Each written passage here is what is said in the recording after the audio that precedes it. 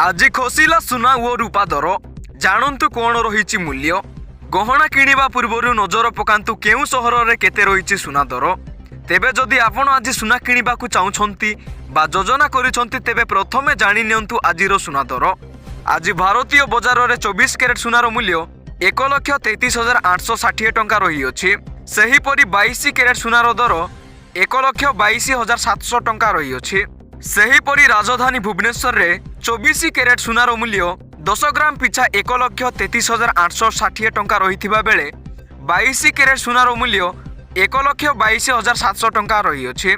सेहीपरि मुंबई रे 24 कैरेट सुनार मूल्य 1,33,860 टंका और 22 कैरेट सुनार मूल्य 1,22,700 टंका रही अछि। नुआ दिल्ली रे 24 कैरेट सुनार मूल्य 1,34,010 टंका रही बेले 22 कैरेट सुनार मूल्य 1,22,850 टंका रही अछि।